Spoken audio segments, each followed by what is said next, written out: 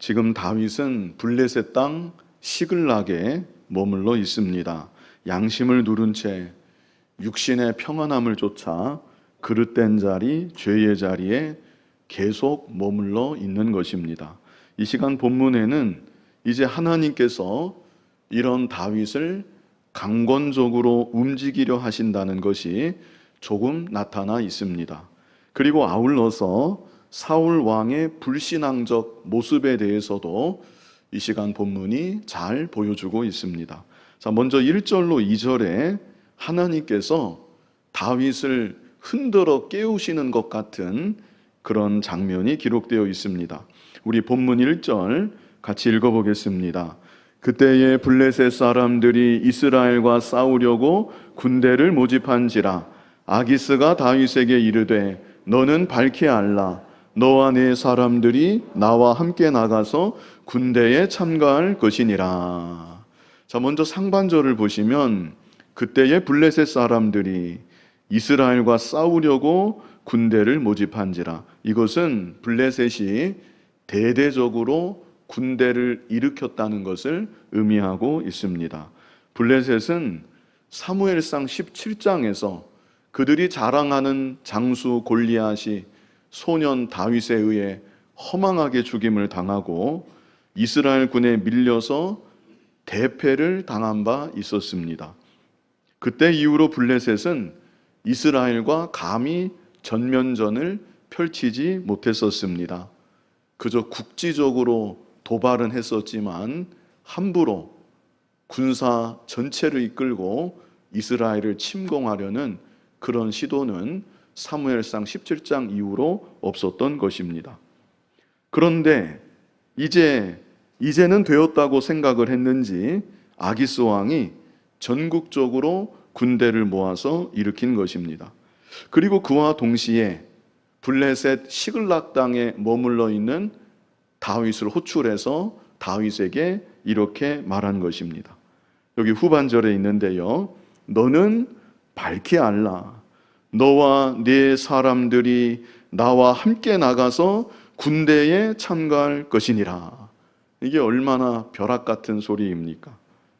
원수나라 블레셋이 하나님 섬기는 이스라엘을 이제 대대적으로 침공하려고 이 출정하는 가운데 있는데 다윗을 향해서 함께 가자고 블레셋 왕이 말하고 있는 것입니다. 이게 얼마나 기가 막힌 상황입니까? 이에 다윗이 뭐라고 말을 하는가? 우리 2절 말씀 같이 읽어보겠습니다. 다윗이 아기스에게 이르되 그러면 당신의 종이 행할 바를 아시리이다 하니 아기스가 다윗에게 이르되 그러면 내가 너를 영원히 내 머리 지키는 자를 삼으리라 하니라. 다윗이 아기스에게 여기 뭐라고 합니까? 그러면 당신의 종이 행할 바를 아시리이다. 이 말을 통해서 우리는 다윗의 난처함을 느낄 수가 있습니다. 다윗이 차마 적극적으로 제가 무엇을 하면 되겠습니까? 이렇게 묻지는 못했습니다. 그저 하는 말이 당신의 종이 행할 바를 당신이 아시는 줄 압니다. 이것은 완전한 긍정도 아니고 또 완전한 부정은 더더욱 아닙니다. 아기스가 눈치를 채면 안 되겠기에 아마 다윗이 표정 관리도 하면서 좀 애매모호하게 이렇게 말하지 않았나 싶습니다. 아무튼 다윗의 이러지도 못하고 저러지도 못하는 난처함이 이 말 가운데 묻어 나오는 것이죠. 다윗이 이렇게 말했더니 아기스가 또 하는 말이 그러면 내가 너를 영원히 내 머리 지키는 자를 삼으리라 하니라. 자, 이것은 다윗을 자신의 호위무사로 삼겠다는 그런 의미입니다. 아기스가 다윗을 얼마나 신뢰하고 있는지 우리가 이 대목을 통해서 알 수가 있는 것이죠. 그리고 또 다른 한편으로는 어쩌면 다행이다. 선봉장은 아니니까 다행이다. 이스라엘을 직접 치는 역할을 맡기지는 않았으니 그래도 최악은 피했고 그나마 다행이다. 이렇게 생각할 수도 있겠습니다. 그러나 이 지경까지 흘러온 것만으로도 이것은 다윗의 일생에 정말 큰 오점이 아닐 수 없는 것입니다.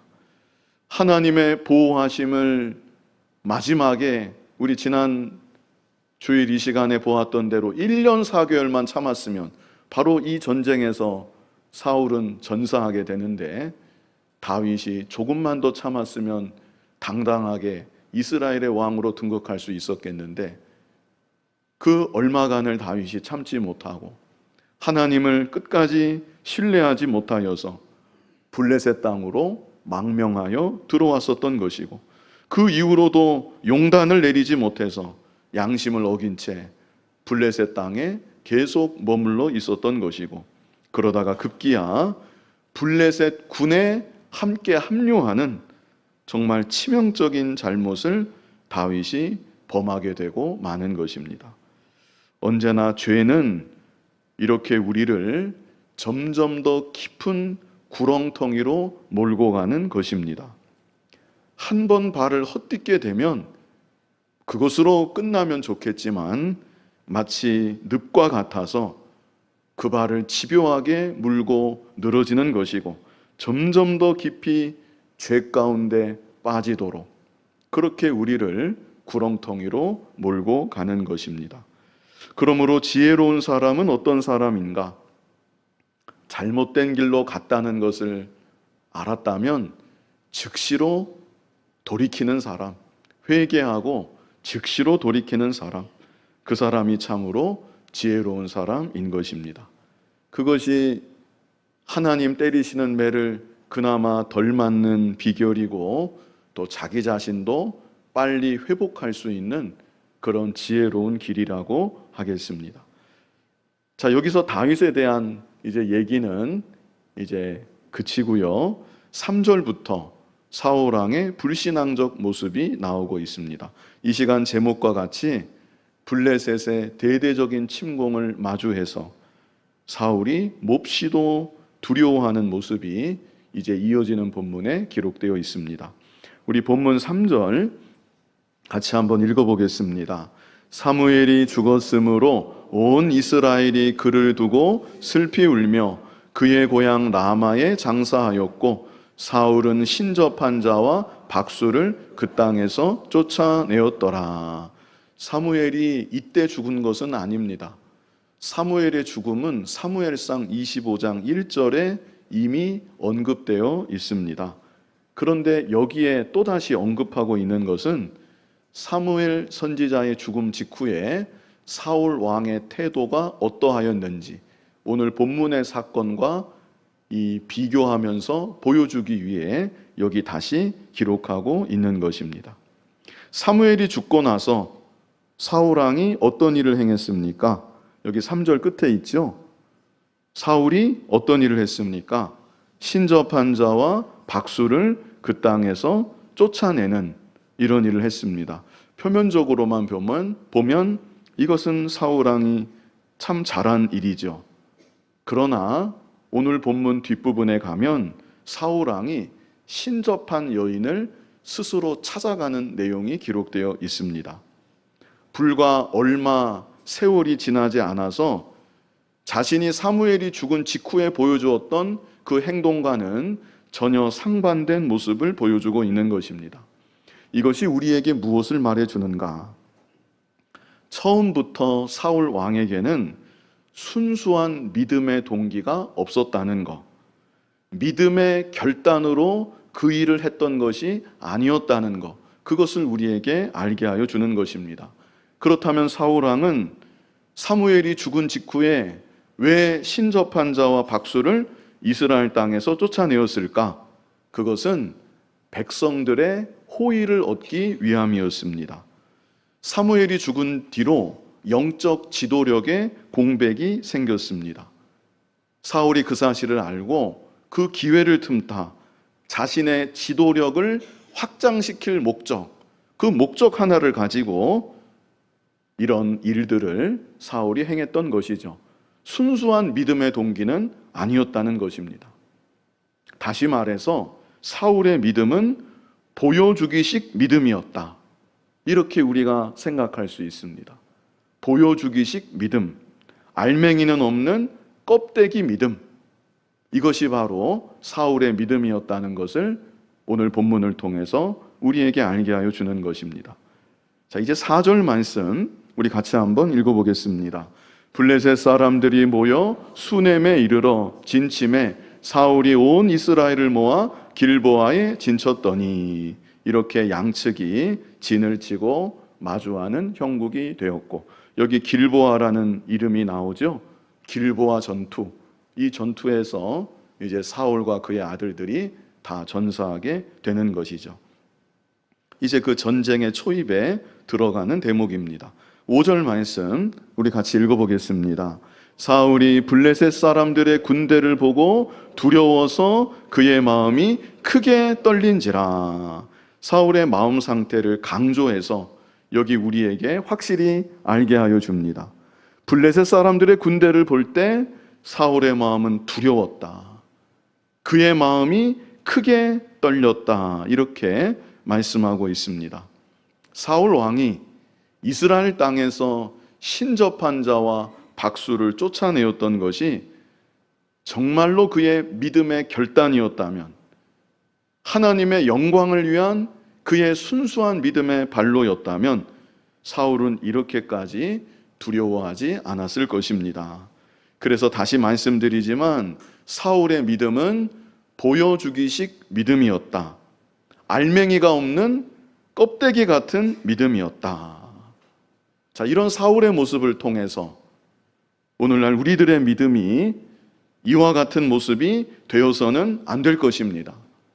남에게 보여주기식의 믿음, 알맹이는 없는 껍데기만 있는 믿음, 우리의 믿음이 그런 믿음이 되어서는 안 되는 것이죠. 고린도후서 13장 5절에 너희는 믿음에 있는가? 너희 자신을 시험하고 너희 자신을 확증하라. 정말로 너희에게 진실한 믿음이 있는지 너희 스스로를 시험해봐라. 너희 스스로를 확증해봐라. 하나님께서 이렇게 우리에게 말씀하십니다.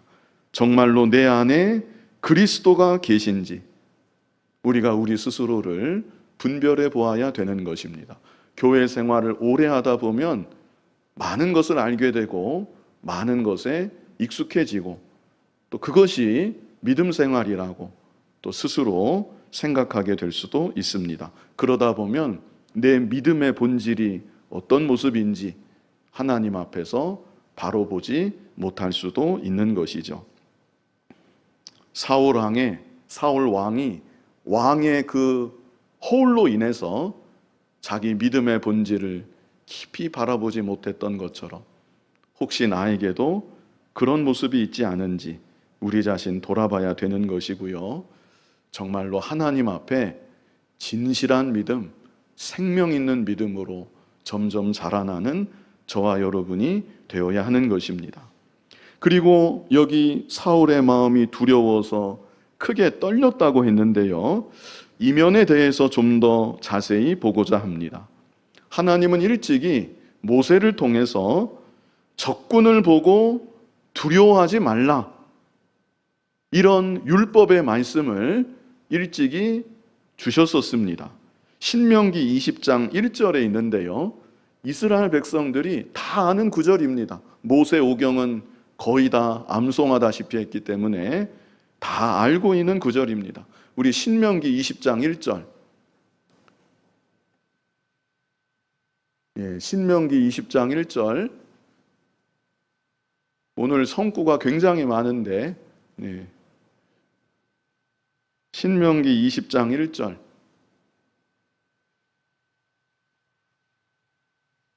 제가 읽어드리겠습니다. 네가 나가서 적군과 싸우려 할 때에 말과 병거와 백성이 너보다 많음을 볼지라도 그들을 두려워하지 말라. 애굽 땅에서 너를 인도하여 내신 내 하나님 여호와께서 너와 함께 하시느니라. 하나님께서 이런 약속의 말씀을 주셨습니다. 적군과 싸우려 할 때 적군의 말이 많을지라도 병거가 많을지라도 그들의 군사가 많을지라도 그것으로 인해서 두려워하지 말라. 너를 애굽에서 인도하여 내신 여호와 하나님이 지금도 너와 함께하고 계신다. 하나님께서 이스라엘 백성들에게 일찍이 이런 말씀을 주셨던 것입니다. 그런데 사울 왕의 마음속에는 이 말씀이 없었던 것입니다. 머리로는 알았겠지만 그 마음에 말씀을 기억하지 못하고 말씀을 붙잡지 못하였던 것입니다. 그래서 사울은 적군을 마주할 때마다 항상 두려워했습니다. 사무엘상에 그것이 계속 반복적으로 나타나 있습니다. 사무엘상 13장 7절을 보면요, 사무엘상 13장 7절, 13장 7절이요, 사무엘상 13장 7절, 각자가 좀 찾아보시기 바랍니다.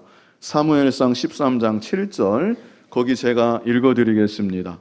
어떤 히브리 사람들은 요단을 건너 갓과 길르앗 땅으로 가되 사울은 아직 길갈에 있고 그를 따른 모든 백성은 떨더라 그랬습니다. 모든 백성이 떨고 있었다. 사울은 안 떨고 백성들만 떨고 있었다, 그런 뜻은 아닙니다. 백성들도 떨었고 사울 왕도 그로 인해서 함께 떨고 동요하는 그런 상황이었습니다. 그래서 결국 사무엘상 13장에서 사울 왕이 어떤 잘못을 저지릅니까? 떨고 동요하다가 자신이 해서는 안 되는 번제를 자신이 직접 드리는 그런 큰 죄를 짓고 말죠. 이때가 사울 왕이 왕이 되고 2년 지난 시점입니다. 여기서만이 아닙니다. 사무엘상 17장 10절에서도 제가 읽어드리면 사무엘상 17장 10절에 이렇게 말씀했습니다. 그 블레셋 사람이 또 이르되 내가 오늘 이스라엘의 군대를 모욕하였으니 사람을 보내어 나와 더불어 싸우게 하라 한지라. 여기 이 블레셋 사람은 누구지요? 골리앗 장수입니다. 골리앗 장수가 나와서 이렇게 말했을 때 이어지는 사무엘상 17장 11절을 보면 사울과 온 이스라엘이 블레셋 사람의 이 말을 듣고 놀라 크게 두려워하니라 그랬습니다. 여기는 분명히 말했죠. 사울과 온 이스라엘이 놀라 크게 두려워했다. 사울이 그래도 왕인데 왕으로서 지도자로서 말씀을 붙잡고 두려움을 물리치며 놀라서 두려워하고 있는 백성들을 잘 이끌었어야 되었겠는데 사울 왕은 그렇게 하지 못했던 것입니다. 이 시간 본문 여기 28장 5절에서도 사울이 블레셋 사람들의 군대를 보고 두려워서 그의 마음이 크게 떨린지라. 반복입니다. 늘 똑같은 일상의 반복입니다. 적군이 쳐들어온 것만 보면 두려워서 떠는 것, 그게 사울 왕의 반복적인 모습이었던 것입니다. 하나님의 약속의 말씀이 있지만 그 말씀이 마음에 없었던 것이고 그 말씀을 전혀 붙잡지 못했던 것이죠. 그렇다면 오늘날 우리들은 어떻습니까? 우리들도 인생길 걸어갈 때 두려워할 만한 상황을 만나게 되는데 우리는 어떻게 합니까? 과거에도 두려워했고 어제도 두려워했고 오늘도 두려워하고 또 두려워하고 반복적으로 두려워하고 사울과 같은 모습으로 우리들도 살아가고 있지는 않습니까? 우리에게도 주신 약속의 말씀이 있죠. 이사야 41장 10절, 다 아시는 구절일 줄 압니다. 이사야 41장 10절에 뭐라고 했습니까? 두려워하지 말라, 내가 너와 함께함이라. 놀라지 말라, 나는 내 하나님이 됨이라. 내가 너를 굳세게 하리라. 참으로 너를 도와주리라. 참으로 나의 의로운 오른손으로 너를 붙들리라. 우리에게 이렇게 두려워하지 말라고, 놀라지 말라고 하나님께서 말씀을 주셨죠. 시편 1편 2절을 보면 복 있는 사람은 어떤 사람이라고 했습니까? 여호와의 율법을 즐거워하여 그 율법을 주야로 묵상하는 자가 복이 있는 자다. 우리가 다른 말씀들도 많이 있지만 이사야 41장 10절 이 말씀을 늘 묵상해야 되는 것이죠. 그리고 우리가 이 말씀을 견고히 붙잡아야 되는 것입니다. 오늘 오전에는 어떤 말씀이었습니까? 내가 사망의 음침한 골짜기로 다닐지라도 해를 두려워하지 않을 것은 주께서 나와 함께 하심이라. 주의 지팡이와 막대기가 나를 안위하시나이다. 사울과 같이 어려운 일 만날 때마다 두려워하고 또 두려워하고 반복적으로 두려워하고 죽을 때까지 두려워하는, 더 이상 그런 모습이 아니라 우리에게 주신 하나님의 말씀을 이제는 좀 견고히 붙잡고 그 말씀을 늘 묵상하며 담대하게 믿음의 길 걸어갈 수 있는 저와 여러분이 다 되었으면 좋겠습니다. 우리 본문으로 돌아와서 본문 6절을 같이 읽어보겠습니다. 사울이 여호와께 묻자오되 여호와께서 꿈으로도 우림으로도 선지자로도 그에게 대답하지 아니하시므로. 자, 이 부분을 잘 보실 필요가 있습니다. 밑줄을 그으시면 더 좋겠는데요. 여기 6절 제일 앞에 사울이 여호와께 묻자오되 이렇게 기록하고 있죠. 사울이 분명히 여호와 하나님께 물었다고 했습니다. 하나님께 기도한 것이죠. 그런데 좀 다른 표현이 있습니다. 역대상 10장 14절을 보면요, 역대상 10장 14절 한번 찾아보시기 바랍니다. 우리 성경 목록과도 열심히 부르고 있는데 역대상이 어디 있는지 한번 빨리 찾아보십시오. 역대상 10장 14절을 보면 그 구절이 어떤 구절인가 하면 왜 하나님이 사울왕을 죽이셨느냐, 거기에 대한 이유가 역대상 10장 14절에 있습니다. 그런데 역대상 10장 14절에 이렇게 기록합니다. 여호와께 묻지 아니하였으므로 여호와께서 그를 죽이셨다. 그리고 그 나라를 이새의 아들 다윗에게 넘겨주셨다. 역대상 10장 14절에는 뭐라고 했어요? 여호와께 묻지 아니하였다. 그런데 이 시간 본문 여기 6절에는 사울이 여호와께 묻자오되, 어떤 말씀이 맞는 것입니까? 사무엘상 28장 6절에는 묻자오되 물었다고 했고, 역대상 10장 14절에는 사울이 묻지 아니하였다고 말씀하고 있고, 이것은 우리가 이렇게 이해할 수 있겠습니다. 사울이 자기 편에서는 하나님께 나름 물었다. 그런데 하나님이 보실 때 너는 나에게 묻지 아니하였다. 하나님은 사울의 기도를 그렇게 여기셨다는 것을 우리가 생각할 수 있는 것이죠. 그렇다면 뭐가 문제였는가? 사울의 기도에 무엇이 문제였는가? 성경에 나타나 있는 다른 사람들의 모범적인 기도를 통해서 우리가 그 해답을 쉽게 찾을 수가 있습니다. 하나님께 정말로 묻는 기도는 어떤 기도일까? 제가 두 곳만 찾아보았는데요. 역대하 14장 11절. 역대하 14장 11절. 자, 여기 역대하 14장 11절은 아사 왕의 기도가 나옵니다. 아사 왕이 통치하고 있을 때 구스 사람 세라가 100만 대군을 이끌고 침공을 합니다. 300승의 병거를 거느리고 100만 대군 300승의 병거를 거느리고 유다 나라를 침공합니다. 얼마나 두려워할 만한 큰 위기를 만났는지 모릅니다. 그때 아사가 어떻게 하나님께 기도했는가? 제가 읽어드리면 여기 스크린에 나왔습니다. 아사가 그의 하나님 여호와께 부르짖어 이르되 여호와여, 힘이 강한 자와 약한 자 사이에는, 그 다음이 중요합니다. 뭐라고 했습니까?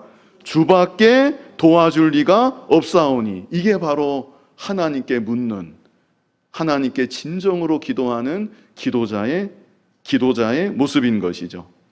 주밖에 도와줄 리가 없습니다. 나에게는 주님밖에는 없습니다. 이렇게 기도할 때 하나님께서 그 기도를 들어주시는 것이죠.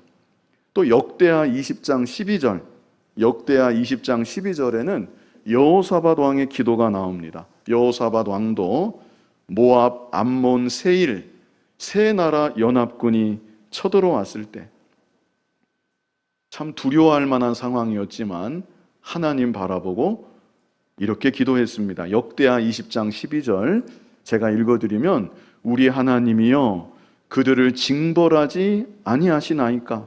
우리를 치러 오는 이 큰 무리를 우리가 대적할 능력이 없고 어떻게 할 줄도 알지 못하였고 우리에게는 능력도 없고 어떻게 할 줄도 우리는 모르고, 그 다음이 중요한데 오직 주만 바라보나이다.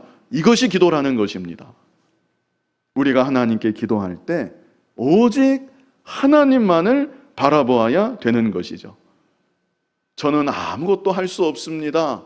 무엇을 해야 될지도 모르겠습니다. 오직 하나님만 바라봅니다.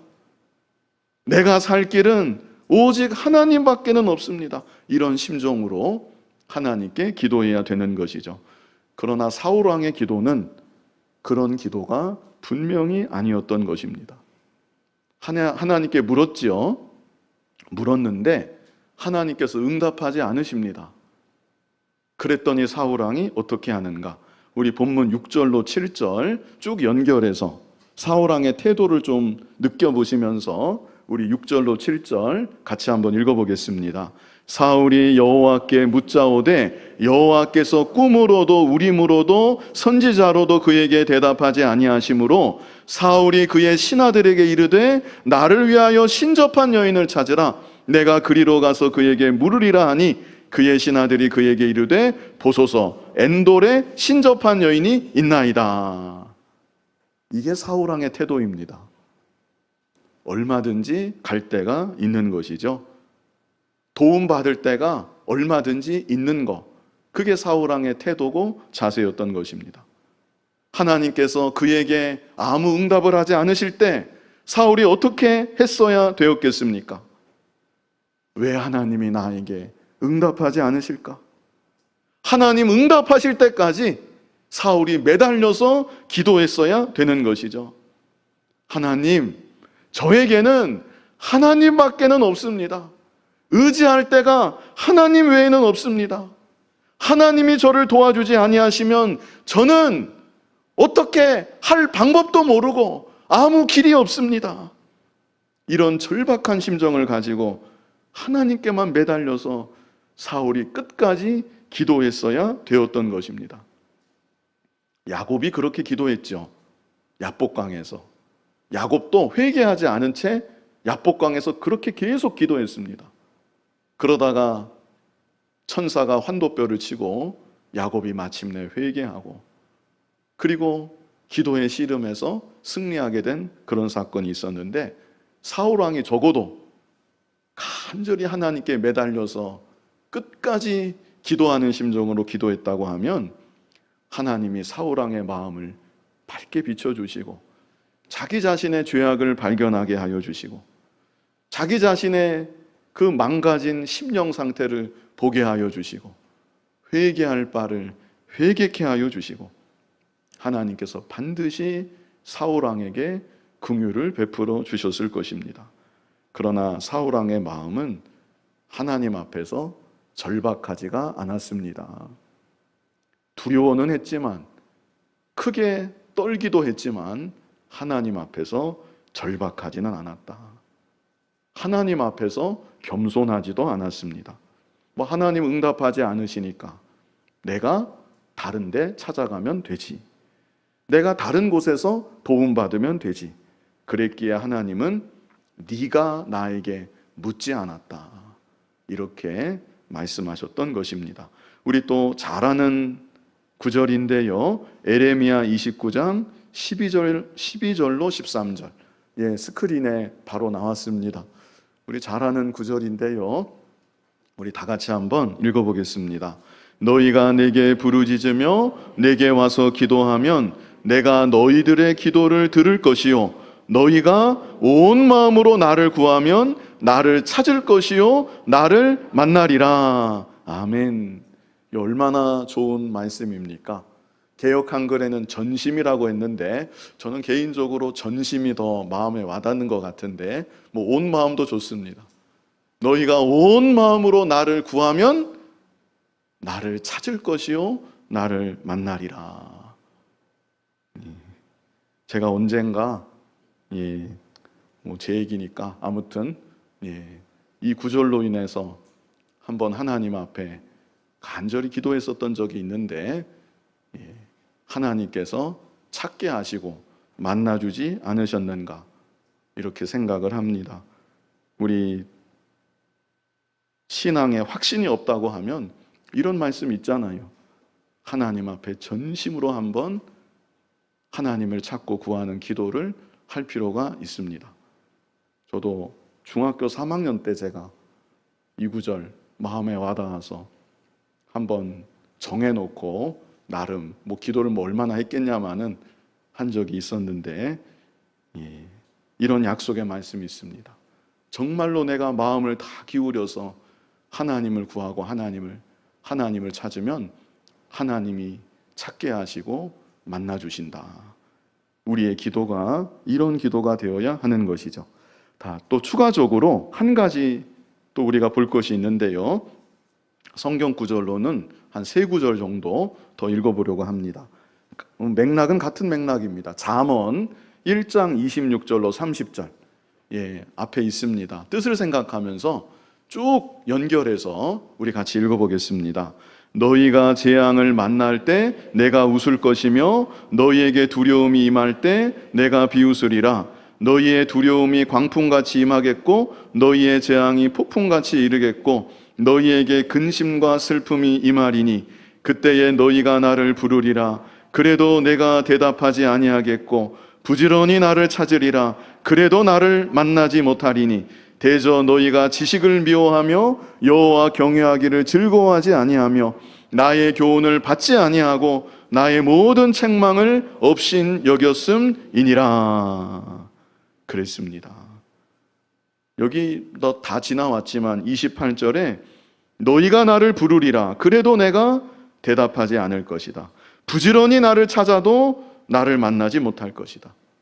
그 이유가 무엇인가?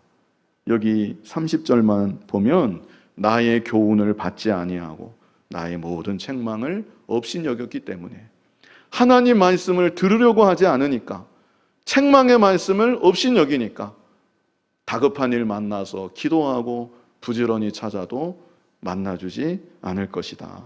하나님이 이렇게 또한 말씀하셨습니다. 여기만이 아니고 스가랴 7장 11절로 13절 우리 또 연결해서 다 같이 한번 읽어보겠습니다. 그들이 듣기를 싫어하여 등을 돌리며 듣지 아니하려고 귀를 막으며 그 마음을 금강석 같게 하여 율법과 만군의 여호와가 그의 영으로 옛 선지자들을 통하여 전한 말을 듣지 아니하므로 큰 진노가 만군의 여호와께로부터 나왔도다. 내가 불러도 그들이 듣지 아니한 것처럼 그들이 불러도 내가 듣지 아니하리라. 만군의 여호와가 말하였느니라. 같은 맥락의 말씀입니다. 여기 13절만 다시 보시면 내가 불러도 그들이 듣지 아니한 것처럼 하나님께서 말씀하셨지만 그들이 계속 듣지 아니했던 것처럼 그들이 나에게 불러도 내가 듣지 아니할 것이다. 하나님 말씀에 귀를 기울여야 된다는 것입니다. 잠언 28장 9절 우리 같이 읽어보겠습니다. 사람이 귀를 돌려 율법을 듣지 아니하면 그의 기도도 가증하니라. 귀를 돌려서 하나님 말씀에 귀를 기울이고 들으려고 하지 않는다면 그런 중심을 가지고 아무리 기도해도 하나님은 가증히 여기신다. 이것을 우리에게 또한 말씀해 주신 것이죠. 그러므로 우리의 기도는 어떤 기도가 되어야 하는가? 지금 두 가지 측면에서 성경 구절을 여러 구절을 읽어본 것입니다. 하나님만을 바라보며 하나님 외에는 나에게는 없습니다. 하나님 아니시면 안 됩니다. 정말 이런 절박한 심정을 가지고 하나님께 기도해야 되는 것이고 그렇게 기도하되 우리가 말씀대로 다 바로 살지 못했습니다. 나의 거역과 나의 불순종을 회개하면서 그렇게 간절히 기도해야 되는 것입니다. 그리고 더 나아가서 이제는 말씀대로 순종하며 살아가기를 다짐하고 결단하면서 하나님께 기도할 때 하나님께서 그런 기도를 다 들어주시는 것이고 응답하여 주시는 것입니다. 자, 이 시간 사울의 신앙은 보여주기식 신앙이었다.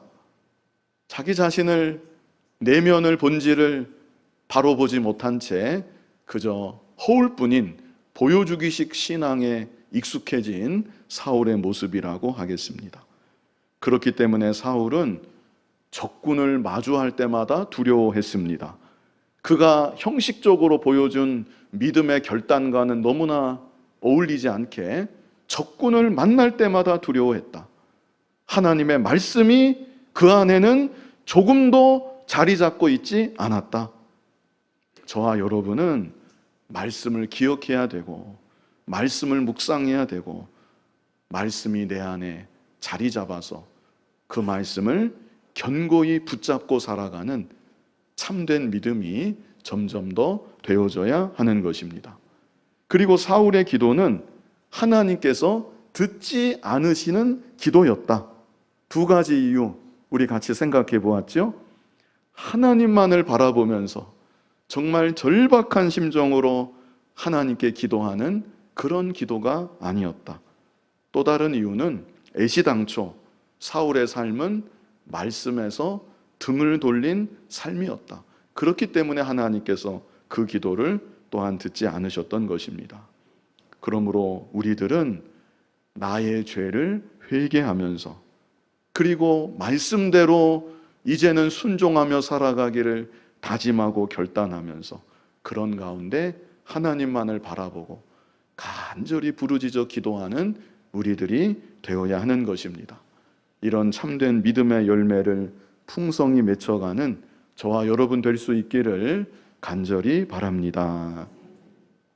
거룩하신 아버지 하나님, 우리의 신앙의 행위가 혹시라도 이 껍데기 같은 그런 보여주기식 믿음의 행위는 아닌지 우리 자신 돌아보게 하여 주시고 우리 안에 하나님의 말씀이 있게 하여 주시고 하나님의 말씀을 견고히 붙잡는 참으로 진실된 믿음, 참된 믿음으로 점점 더 자라나는 우리들 모두가 되게 하여 주시옵소서. 하나님께 기도하되 정말로 하나님만을 바라보고 절박한 심정으로 기도하는 우리가 되게 하여 주시고 나의 부족함과 죄악을 하나님 앞에 회개하며 이제는 말씀대로 순종하며 살아가기를 간절히 소원하며 결단하는 가운데 기도하는 우리들이 되어서 우리의 기도가 하나님께 다 응답되는 능력 있는 믿음의 삶 살아가는 우리들 모두가 되게 하여 주시옵소서. 예수님 이름으로 기도하옵나이다. 아멘.